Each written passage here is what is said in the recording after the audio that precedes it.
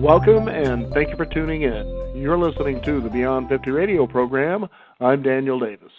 It's after the new year, and most people are probably trying to find ways to get that diet to work to where they can feel healthier and certainly look better.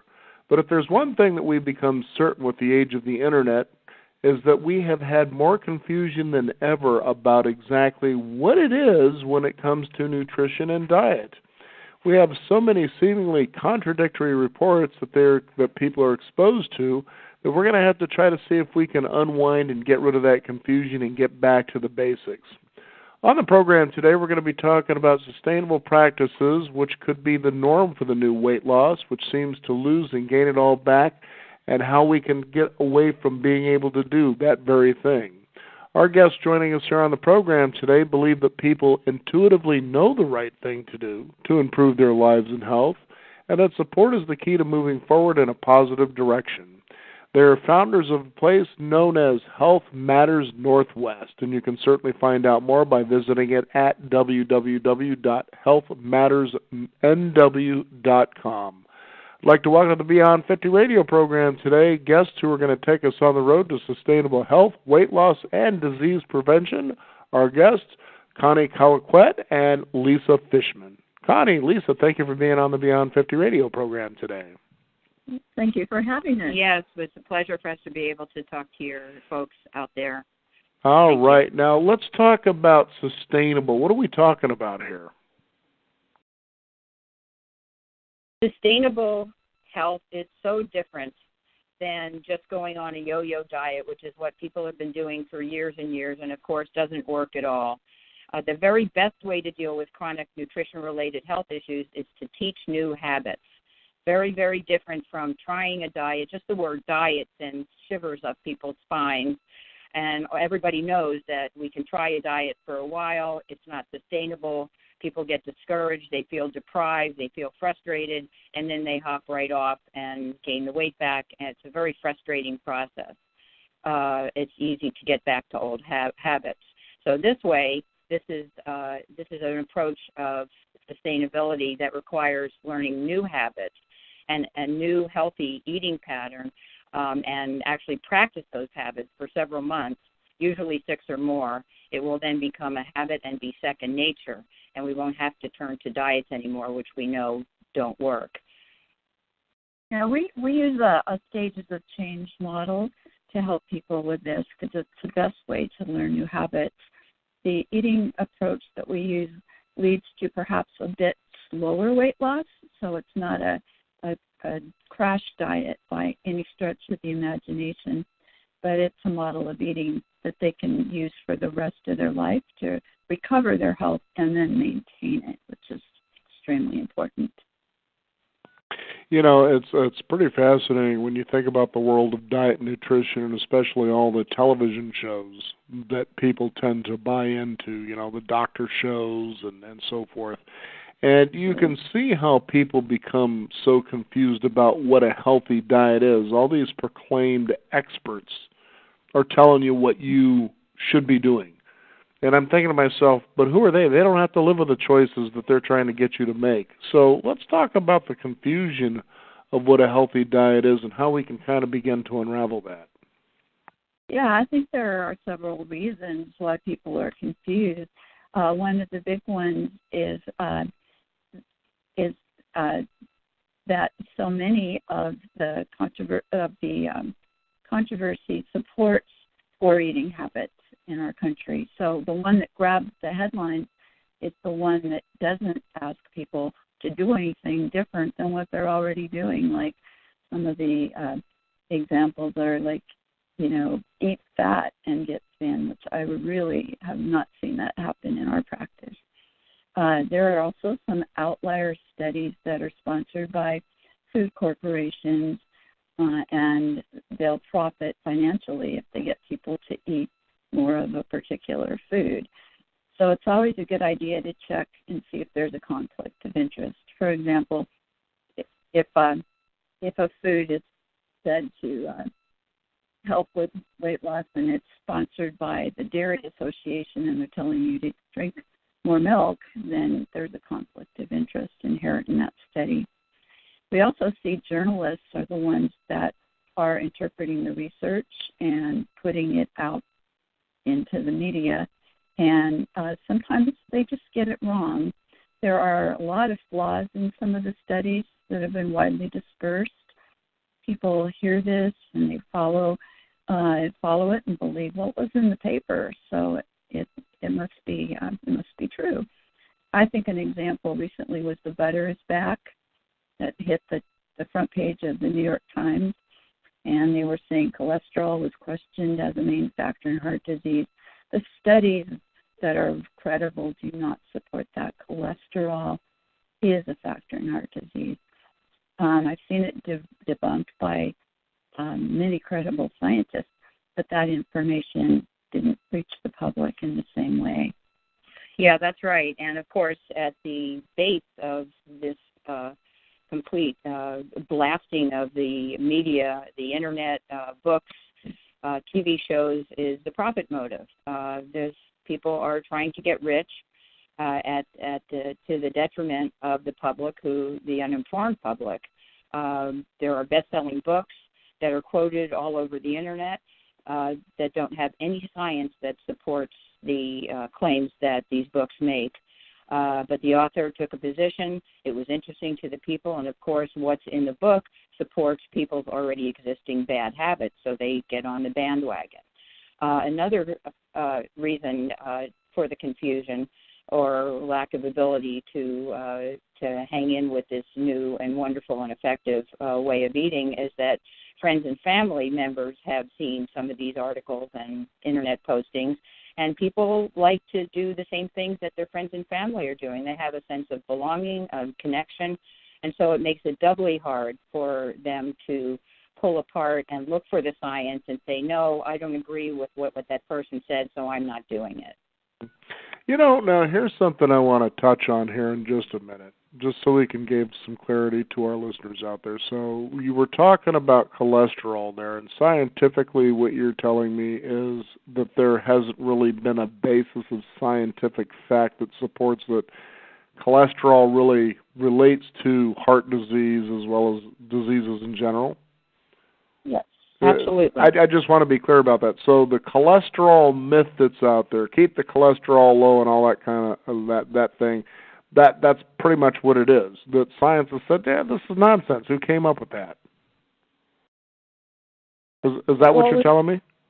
No, we're saying that cholesterol is a factor in heart disease.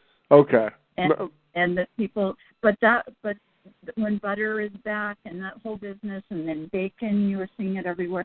Oh, eat these things; they're okay, and that's just that's not credible. Mm-hmm. Okay. I've seen the studies that were used to support that, and they were misinterpreted to some extent, and also did have some conflicts of interest behind them. So. Yeah, because generally the studies, let's say butter, that usually comes from the dairy industry, or you're taking a look at bacon, for instance. The pork industry is supporting the science behind that. Of course they're going to want you to buy these things so they can afford to pay for the scientific. Yeah, the meat and dairy lobbies are very, very powerful and rich organizations. Okay. Now, yeah, and we're just, for our listeners out there, we're just trying to show you've got to look into the reason or the reasoning behind these studies. When you were talking earlier about journalists, for instance, skewing information, well, that's just a given. Journalism is a rare thing anymore. All it is somebody just saying whatever they think people want to hear. For instance, when you take a look at, let's take a newspaper, for instance. All of a sudden you see this big report going on in a newspaper, and I've even seen these in magazines as well. You take a look, and it actually literally is an advertising. It's an ad, and it even blatantly says that's what it is, but it's amazing how well crafted these look to look like actual articles. Yeah, absolutely. That's true. Yeah. So what we're trying to say here for the listeners out there is pay attention to what you're reading, pay attention to what you're actually hearing, and do your homework. And that's exactly what you're saying, aren't you? Exactly right, and thank you so much for passing this along to your listeners. Mm-hmm. Well, that's because that's what I've been telling our listeners to do for the last 15 years. Do your homework. Quit listening to your mom or your dad or your friends or somebody who allegedly is so credible, because To give you an idea, before we move on here, I remember it was a good few years back, Tom Cruise was on that Today Show with Matt Lauer. Do you remember anything about that interview? No. Okay, well, what it had to do with, apparently Brooke Shields was taking a postpartum depression drug that was sort of a psychotropic, I guess. And that question came up, and Tom Cruise got into what seemed to be a heated argument with Matt Lauer.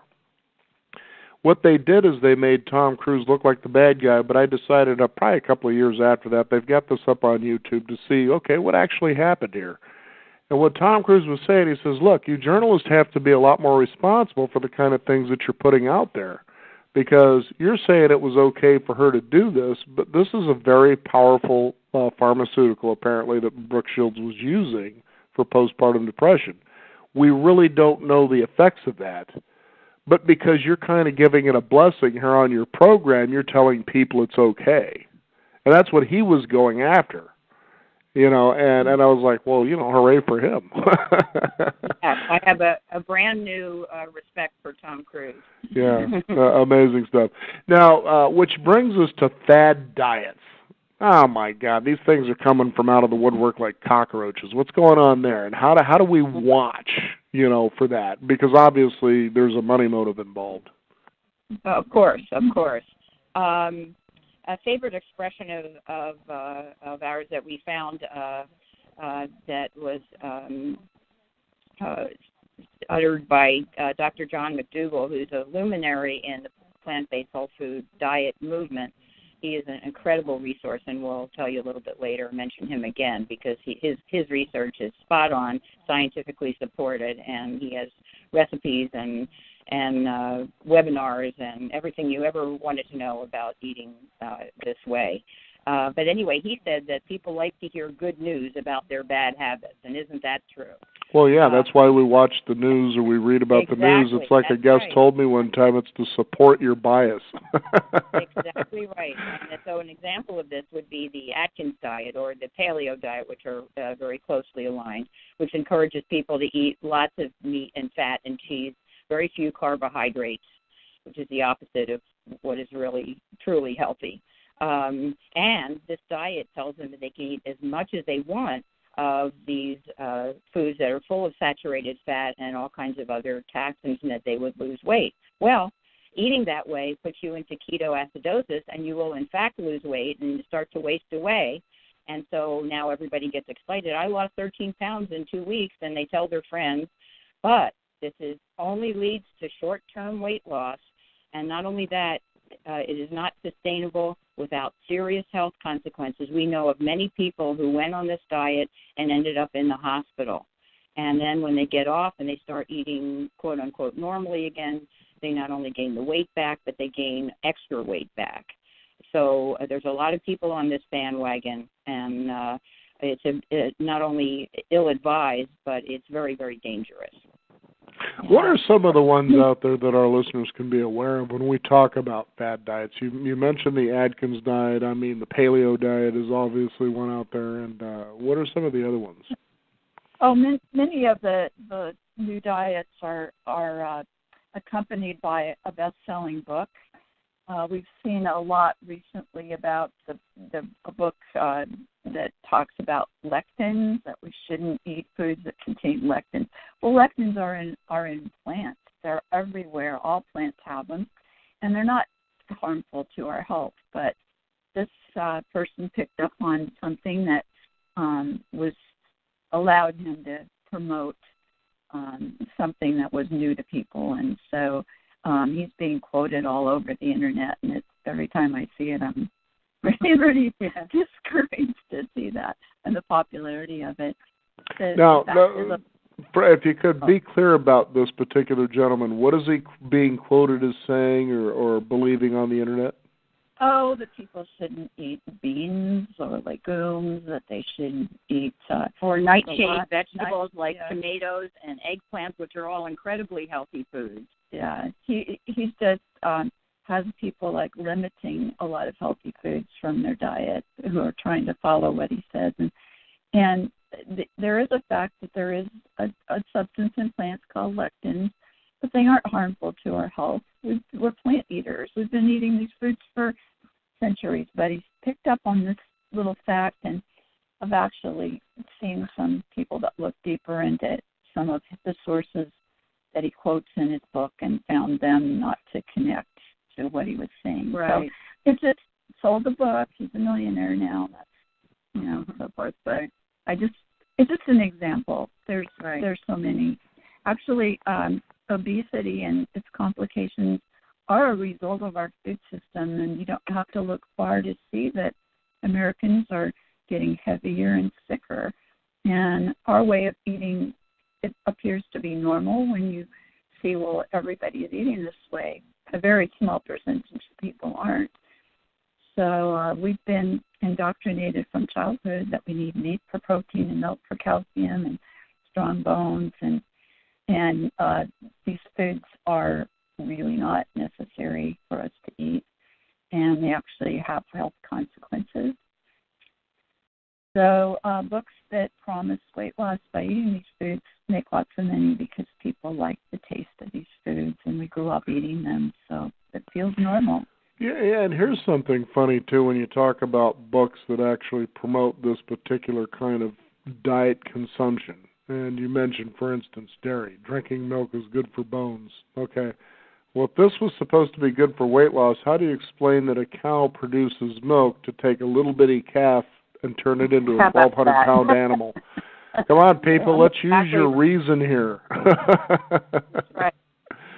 It's just pretty amazing stuff. And it's funny, I was just thinking of a funny scene from a movie that Rodney Dangerfield had starred in called Back to School. And this is where, he's this middle-aged guy. He goes back to college with his son. And there's a scene where they're in the student store to buy books. And, so the kids, his son and his son's friend are trying to buy used books. Says, what's with the used books? And he says, well, they're used books. And he says, well, what are you getting them for? And he says, well, because they've already been read. And they've also already been underlined. And then he simply says to him, well, what if the guy was a maniac? What's different from this guy running around talking about beans and tomatoes? He could be just nuts, but he's a millionaire now because you bought into his... That's right. But what if he was? Yeah. And actually, there's been so many different things. They're almost well, they're not almost. They're actually laughable. Eating for your blood type, combining only certain foods together, eating according to your astrological sign. Really? There's actually a diet out there where you eat according to your astrological sign, huh? Yeah, that's right. Well, I guess if I ate that way, then I'd be keeping everything in balance. You sound like you're a fellow Libra. Exactly, yeah. I wanted to point out something because you were saying how this guy, this mysterious man of mystery, is making all this money selling a book based on the fact that you don't eat, tomatoes and beans and things like that. It's pretty phenomenal to think. We had a guest on our program a good few years back who decided to convert into vegan, and he was an athlete. And a guy by the name of Rich Roll. And just recently I was visiting with a couple of people who were in an Arizona marathon, and I got into talking about that he was on our program, and they said he was the big reason they began to convert to a vegan diet. Now, let's just use, again, some reasoning here. Rich Roll participated in 5 ultra marathons in 6 days. Mm-hmm. Now, if that doesn't speak loudly about how healthy a vegan diet can be for the body, I don't know what can. That's right. Yeah, that's true. Mm-hmm. So when you talk... There's vegan bodybuilders. Mm-hmm. Yeah, we've had them too, so when you think of the cultural dynamic, for instance, that tends to get people to look for what you would call unscientific easy fixes, things like pills, procedures, surgeries, supplements, and restrictive diets, what drives these people to do that? Is that because they want to fit in with everybody else, or what's going on there? Well, I think one factor in our culture is that people are likely to turn the responsibility for their health over to the medical profession. So that's good if you have a broken leg or you need a surgery of some sort. But this tendency can be exploited for profit by expensive medical procedures and pharmaceuticals, when a simple dietary change can be more effective for these chronic diseases in the long run. And we have also a large number of products that are marketed to provide quick and easy fixes. And I think people have a tendency to want to do something that's not going to take a lot of work on their part. It's just a human trait, maybe more than just our culture, that people, if they can take a pill and get well, then why not?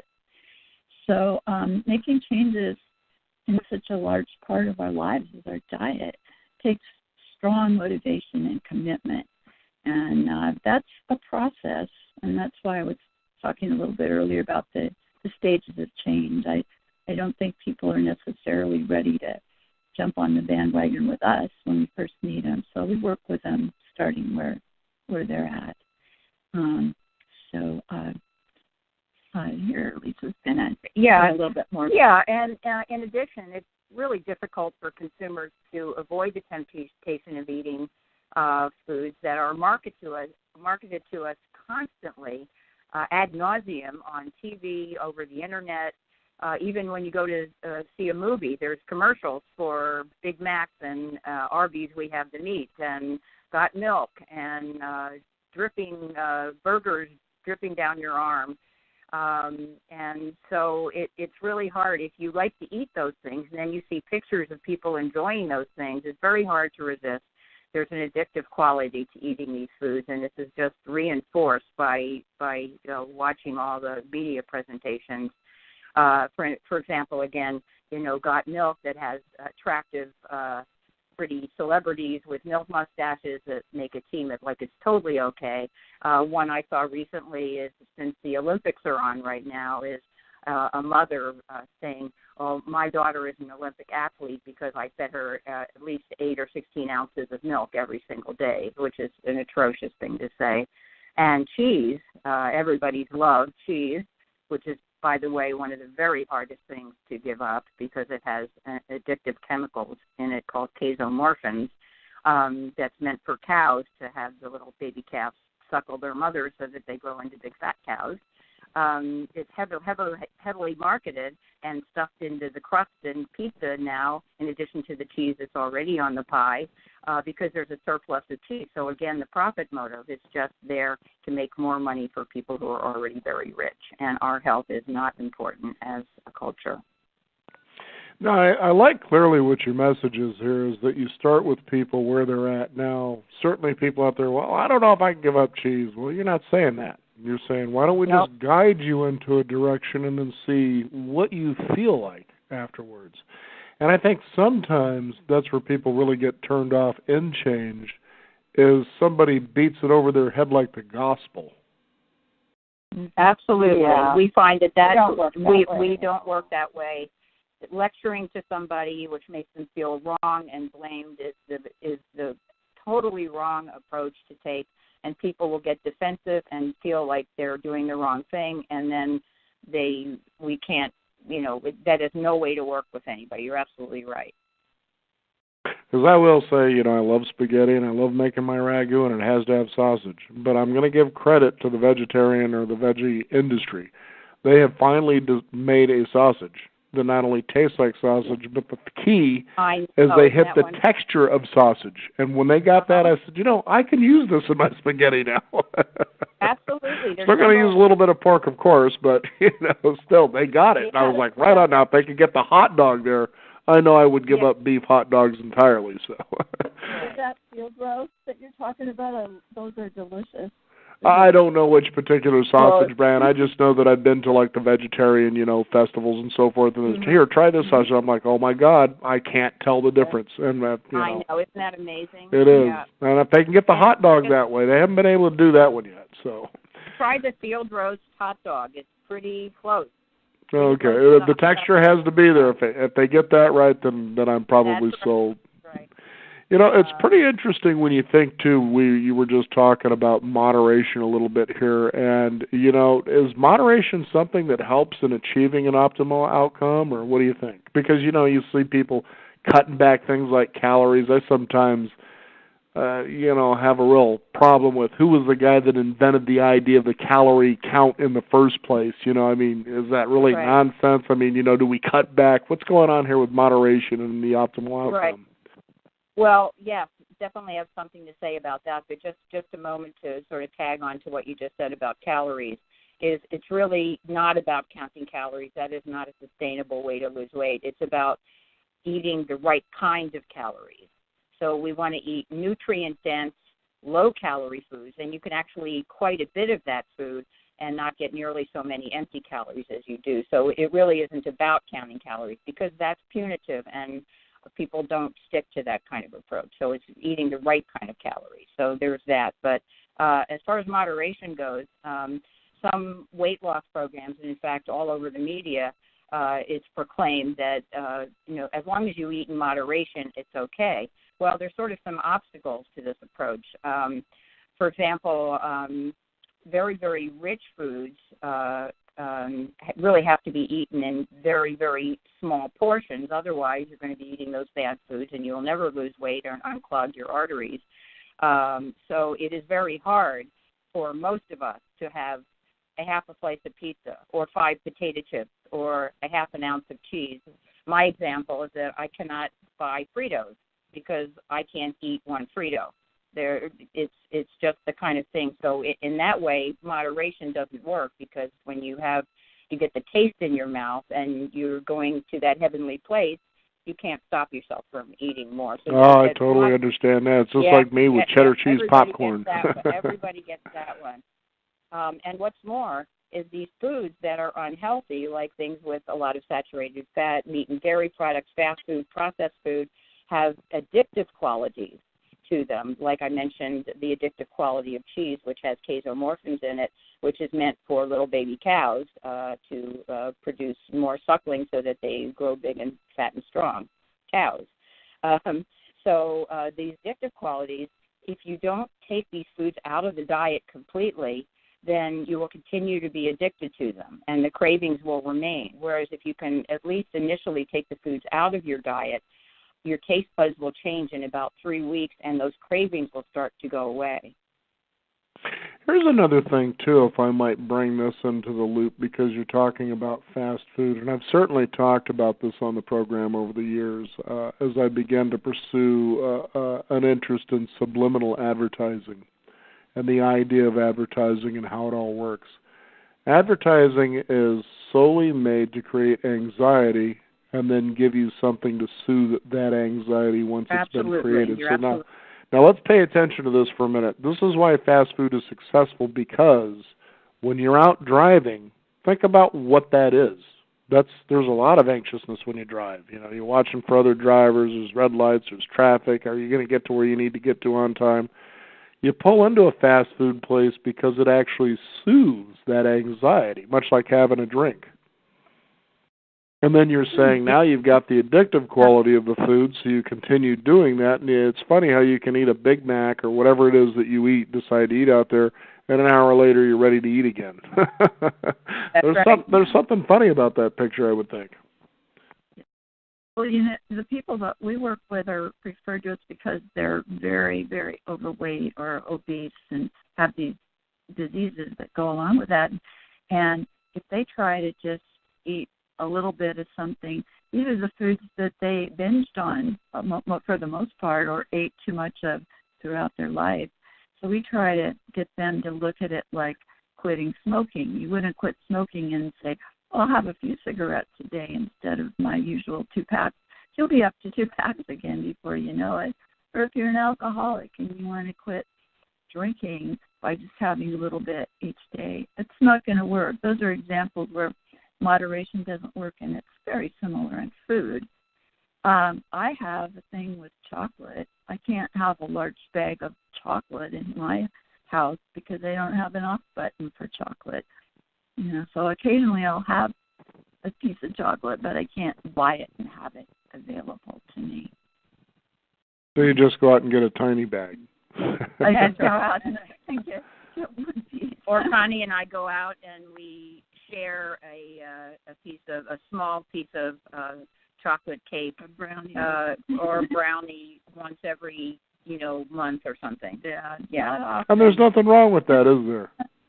No, absolutely. You see, and that's what I wanted to really bring out for our listeners out there, that this is the way that you coach. Hey, if you like that, great, but just make sure you don't go nuts on it, that sort of a thing. And that's really nice because it gently moves people to a direction, as you're saying, to where they just may not want it anymore. And it's the same thing I remember, I think it was a good friend of mine who had been a smoker for many years.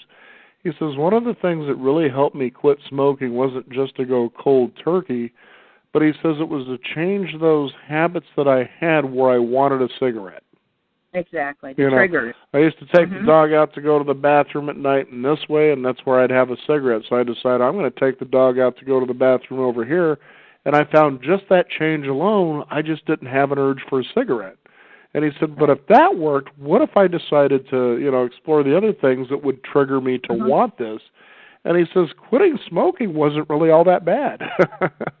That's right. This was a guy that smoked for almost 20 years. So, that's right, exactly. Yeah. We do help patients and clients identify the triggers and help them unwind from those triggers. And you're right, it absolutely makes all the difference to separate out things like having, like you said, having a cigarette with a walk, or having some chocolate or some snacks with a TV program or that sort of thing. Yeah, I have a great example of that, of a woman who every night after 11 o'clock at night while watching TV, she'd get into the ice cream, and she ate like a whole packet of Klondike bars was what she was eating. And of course that's like 2,000 calories she was eating every night. I don't know exactly the number of calories, but so she figured out, or we tried to work this out in different ways. I said, well, don't buy them, and that kind of thing. But finally what worked for her was to go to bed earlier, because it was always after 11 o'clock at night. So she started now. She goes to bed at 9 o'clock, and she gets up at 6 and goes for a walk in the morning. And she's completely beat that craving. And I'm sure that it feels very highly rewarding for people that they realize, man, I didn't know I was this empowered. Yeah. Yes. Yeah. It was her unique solution, that just in discussing this over time, that she figured it out. She's doing great. For those of you just joining us, we're talking about the road to sustainable health, weight loss, and disease profession. Our guest today joining us here on the program is Connie Colquitt, and Lisa Fishman joining us here on the Beyond 50 radio program with healthmattersnw.com, which is their website where you can find out more. Now, we've been talking about, at least we just now talked about triggers here. What are some other answers you found in your experience that actually work really well with the people that you like to coach and guide? Yeah, for me, I think motivation is the key to success. We work with a client to assess where they are in the change process. So some of them are seeing it because their doctor told them to, but they aren't necessarily interested or ready to do anything different. Kind of like the people who get arrested for drinking and driving. I'm here to see you, but I really don't want to. Yeah. They're like, I take my meds. Why do I have to see you? So we just try to, have a pleasant conversation and not try to get them to go do something right away.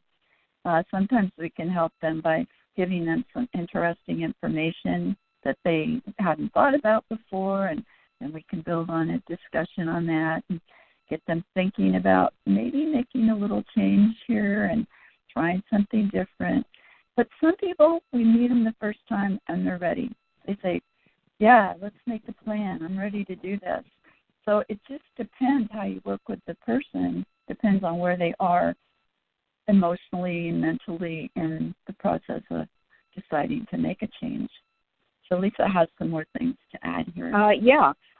So changing how one eats after a lifetime of bad habits takes a lot of energy, and it also takes a very organized approach. This is key in my practice, is to help people very sharply define short and long-term goals, because it's human nature to look ahead and, you put in your calendar, start losing weight, or need to exercise more. Well, these things are not operationalized, and all they do is present you with a big, huge task that seems daunting, that seems overwhelming. And so what we do as human beings is we say, oh, never mind, and we procrastinate it to another time. So I find the biggest help for clients is to help them set goals and then absolutely sort of operationalizing those goals by saying, okay, in service of this short-term goal, what is one small thing you can do on Tuesday at 1 o'clock or whatever time is best for you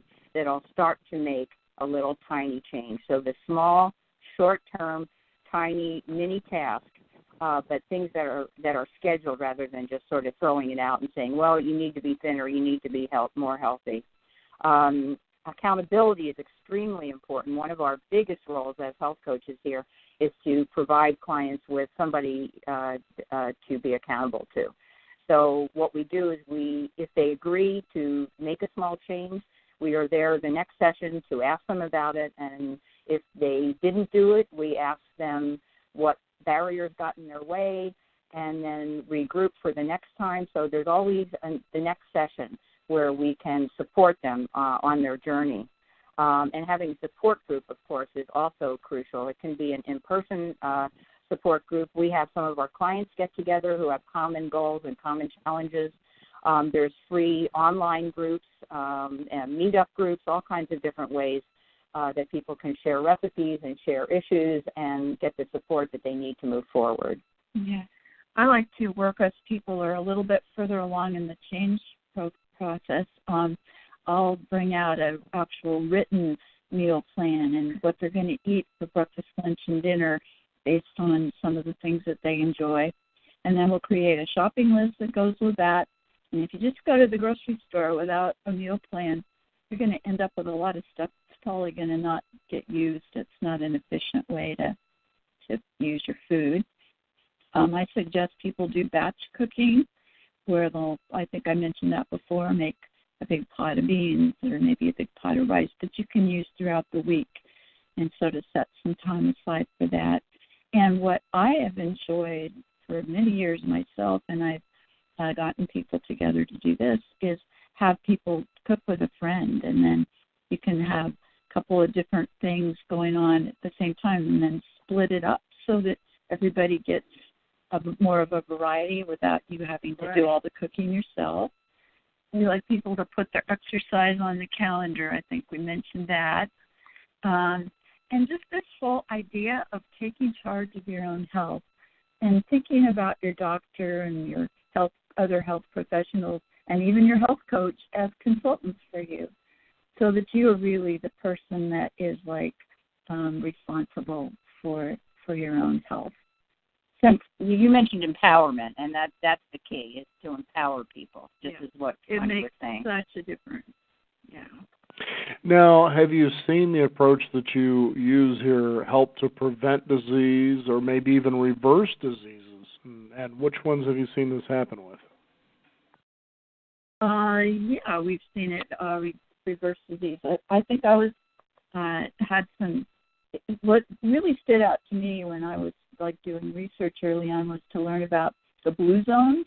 You probably know about those, where people just don't have diseases like diabetes, high blood pressure, coronary artery disease, arthritis or cancer. Obesity is rare.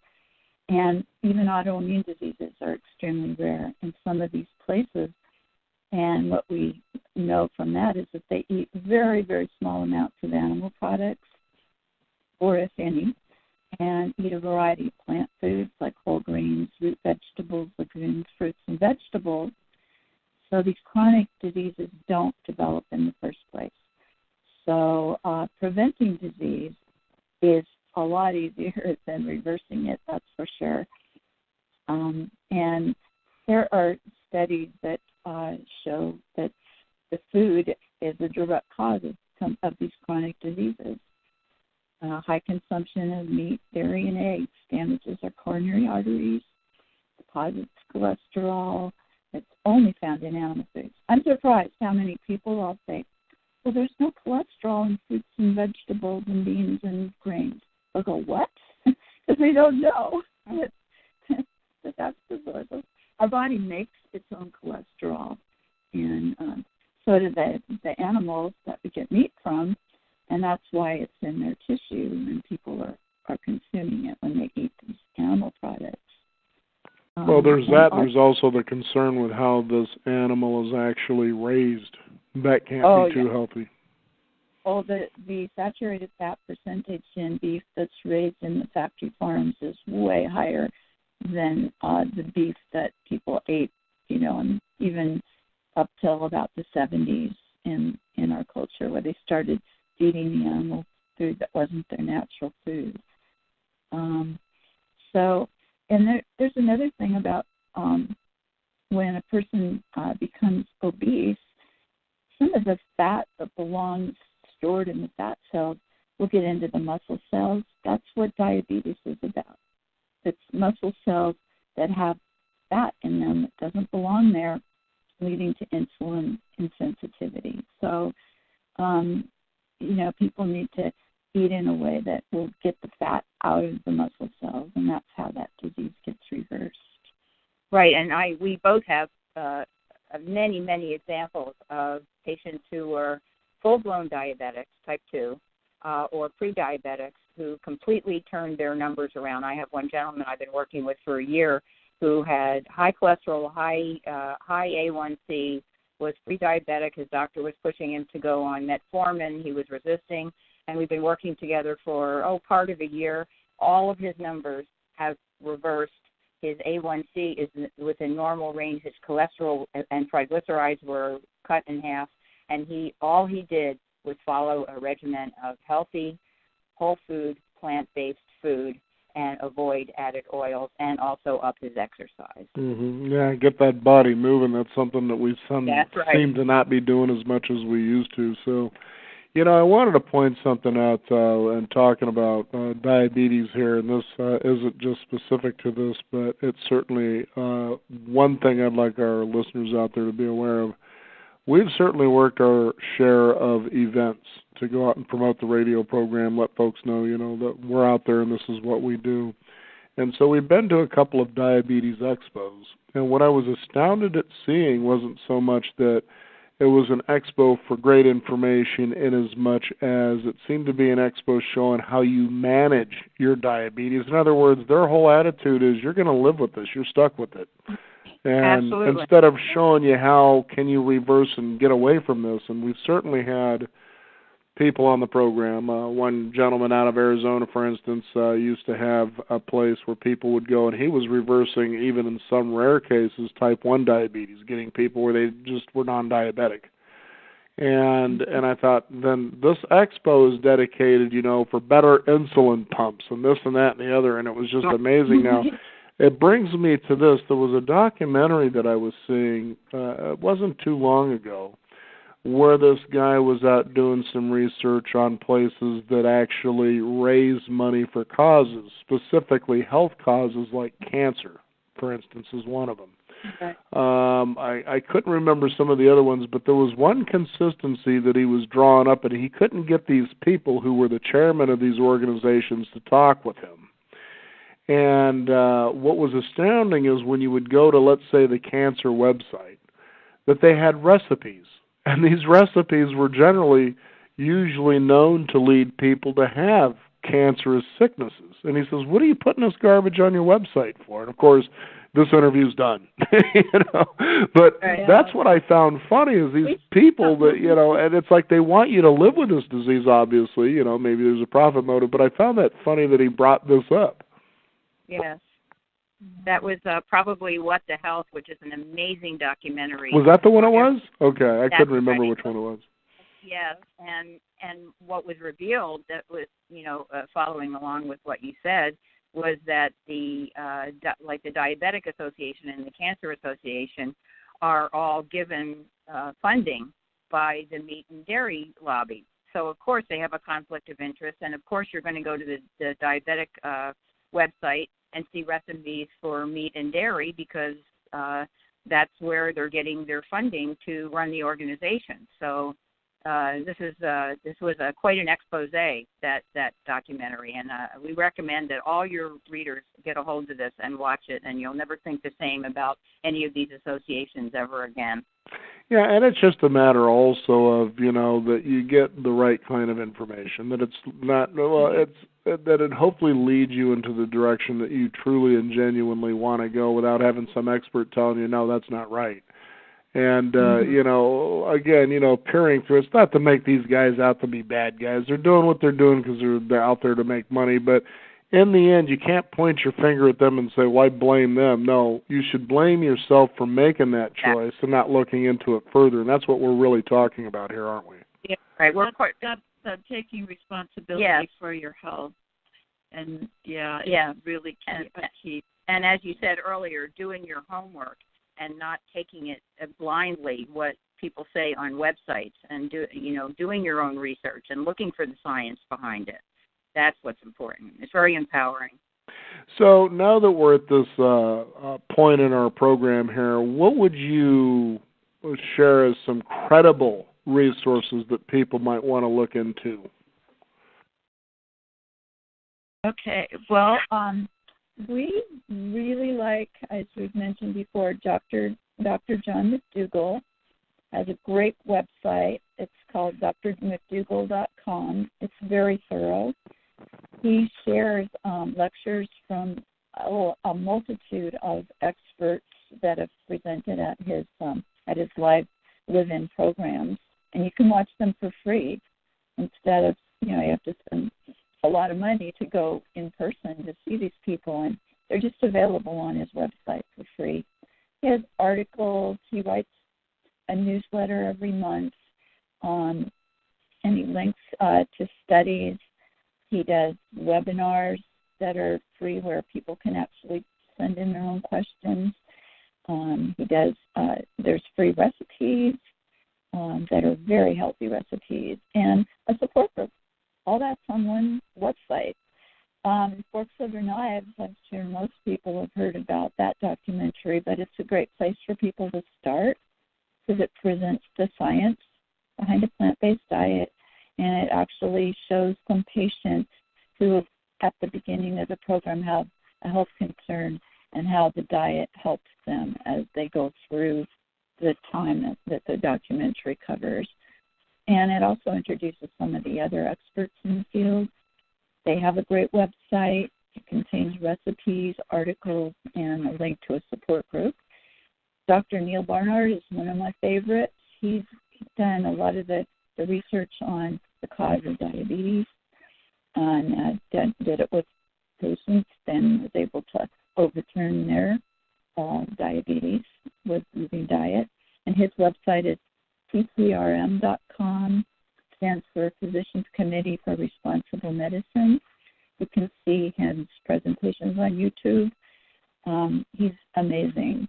These people are amazing. And then Dr. Caldwell Esselstyn is a researcher who had tackled reversing heart disease, and he did this with diet. He had people that had very severe heart disease, and through following his guidelines, they reversed the heart disease and were living 20 years longer than was expected.